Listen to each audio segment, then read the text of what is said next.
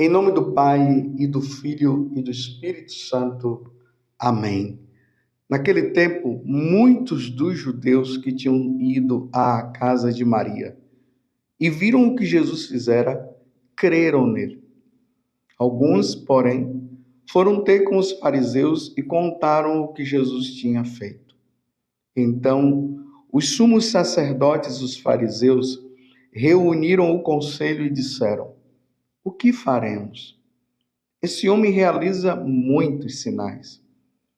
Se deixamos que ele continue assim, todos vão acreditar nele e virão os romanos e destruirão o nosso lugar santo e a nossa nação. Um deles, chamado Caifás, sumo sacerdote em função naquele ano, disse: vós não entendeis nada. Não percebeis que é melhor um só morrer pelo povo do que perecer a nação inteira? Caifás não falou isso por si mesmo. Sendo sumo sacerdote em função naquele ano, profetizou que Jesus iria morrer pela nação.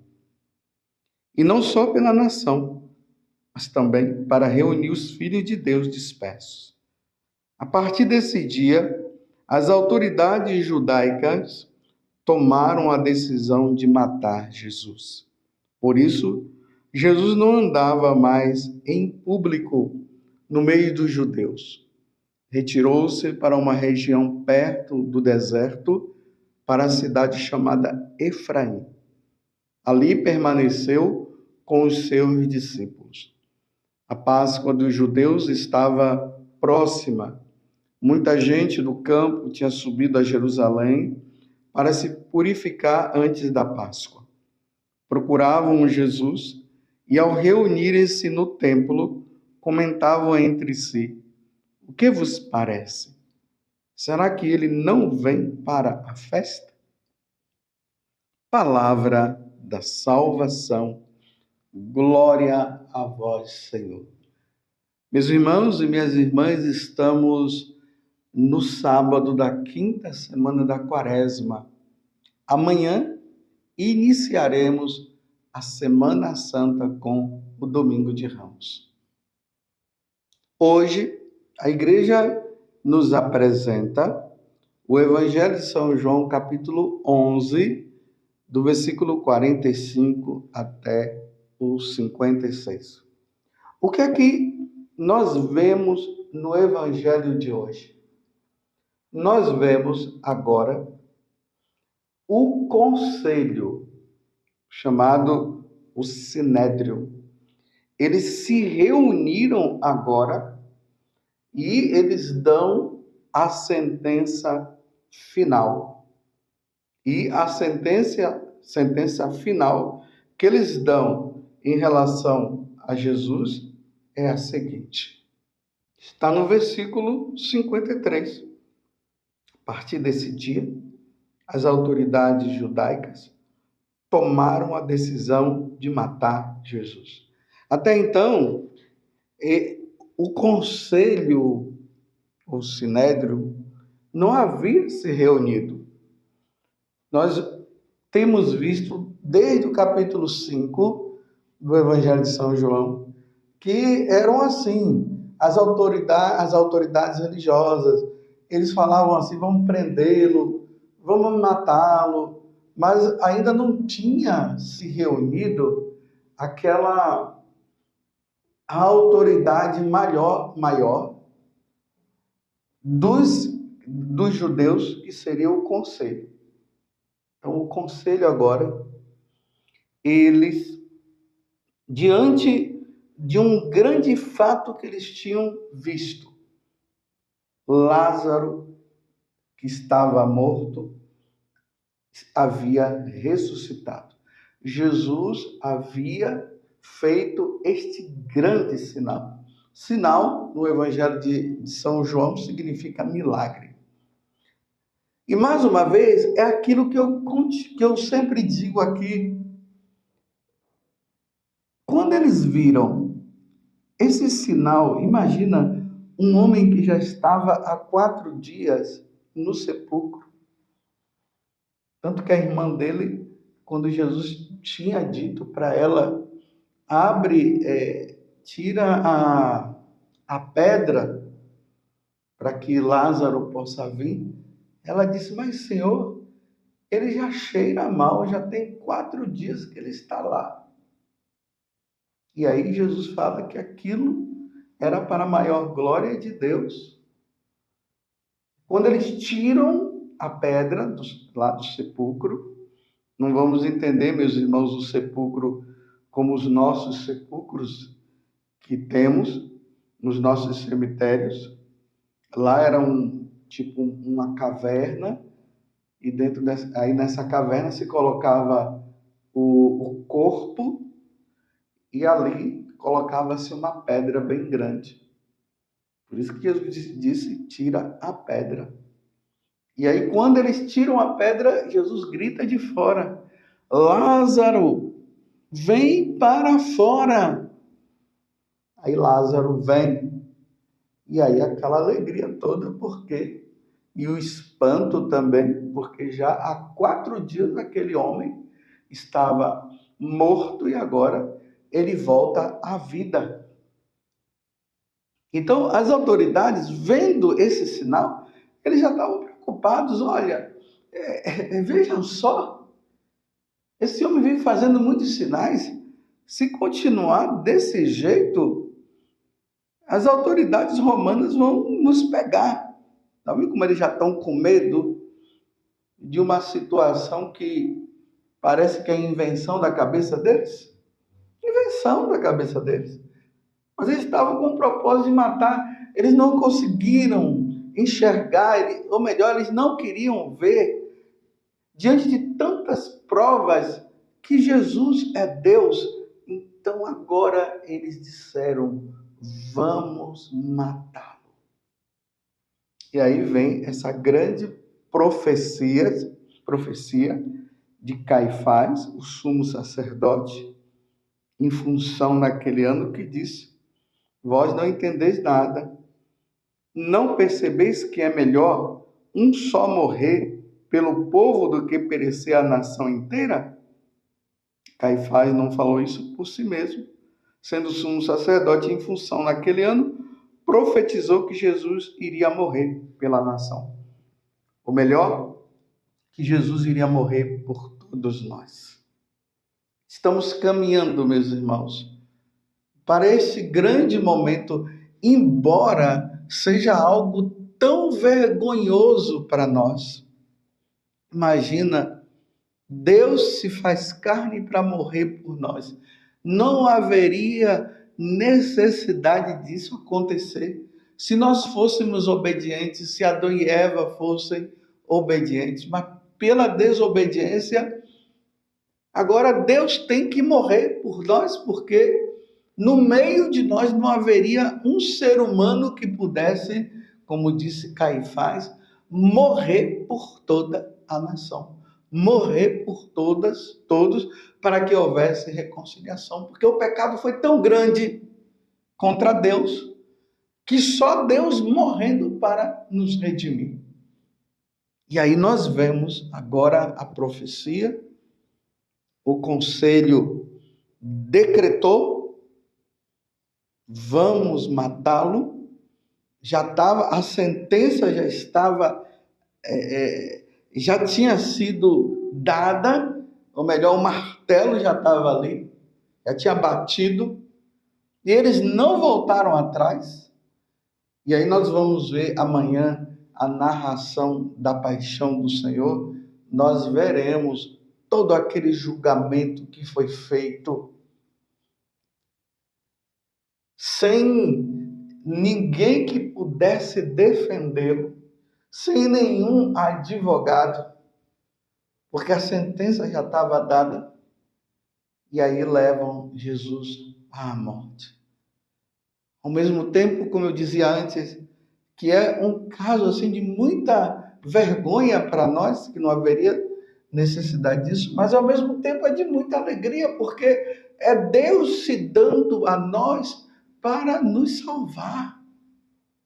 Hoje, meus irmãos, nós temos a alegria de saber que um dia nós habitaremos no céu, nós iremos para o céu, nós sairemos desta vida não para a condenação, mas nós sairemos dessa vida para a salvação, para vivermos eternamente com Deus no céu. Foi isso que aconteceu com a morte de nosso Senhor Jesus Cristo.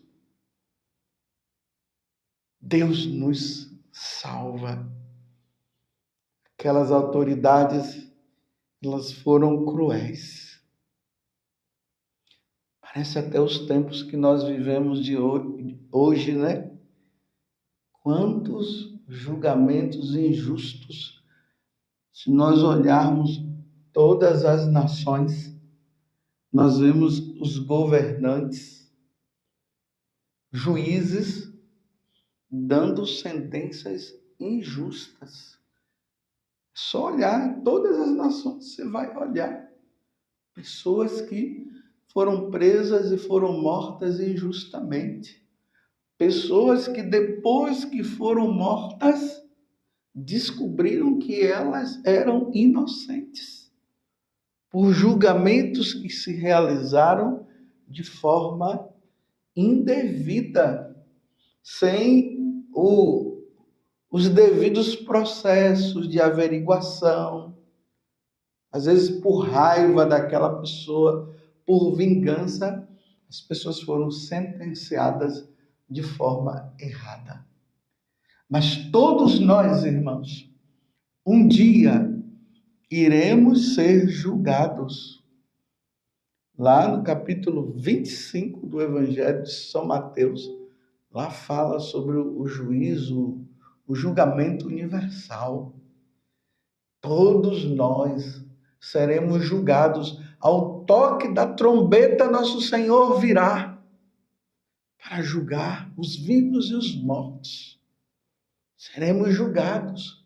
Embora já aconteça o julgamento particular quando nós morremos.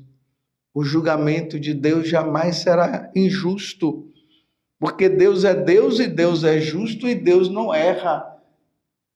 E esse julgamento acontecerá da seguinte forma: somos nós mesmos que já iremos com a sentença que nós mesmos vamos dar a nós, porque será a nossa vida, meus irmãos. É a nossa vida que vai mostrar.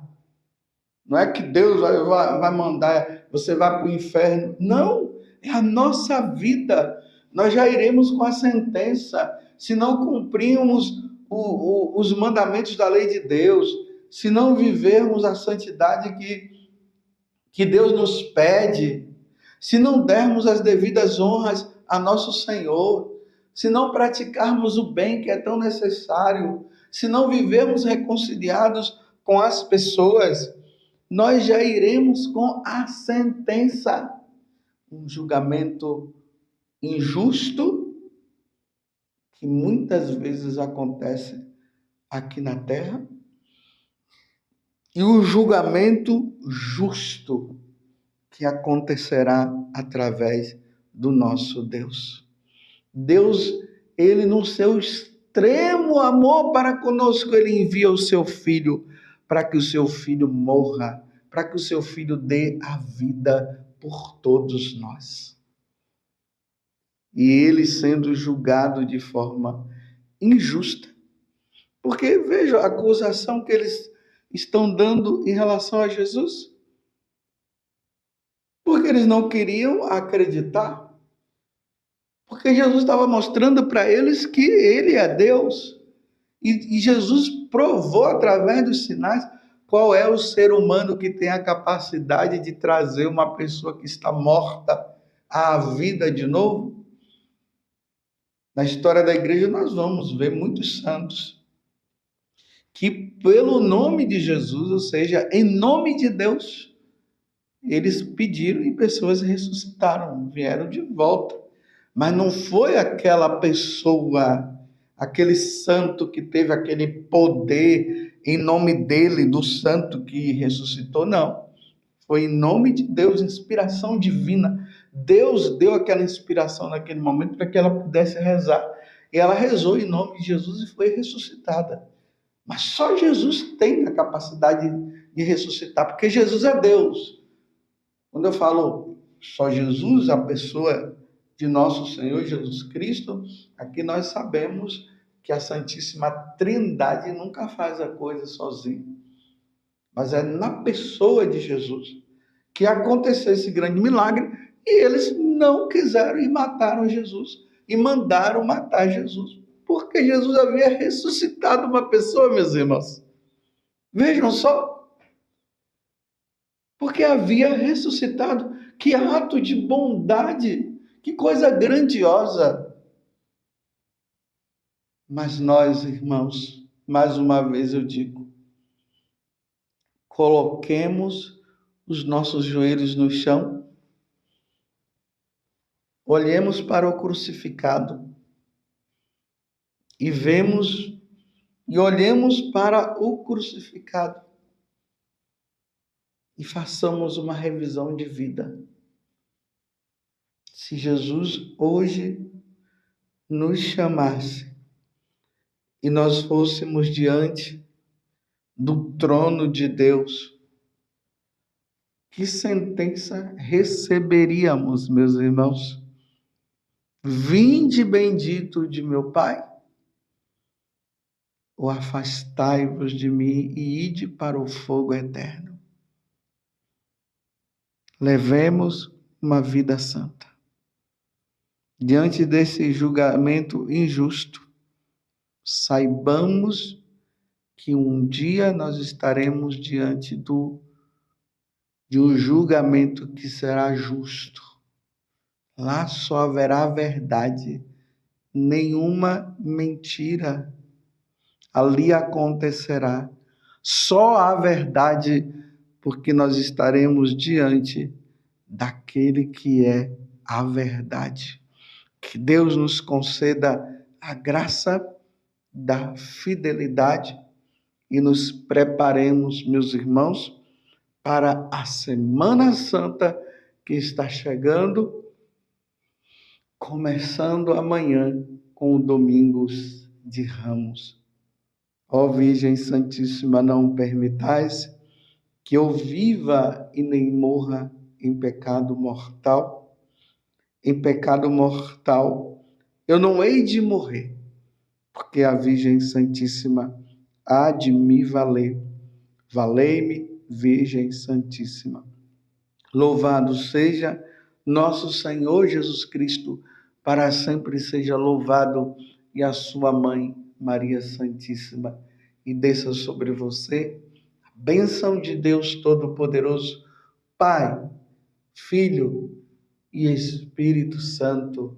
Amém? Nos preparemos para amanhã, aonde no Domingo de Ramos iniciaremos a Semana Santa.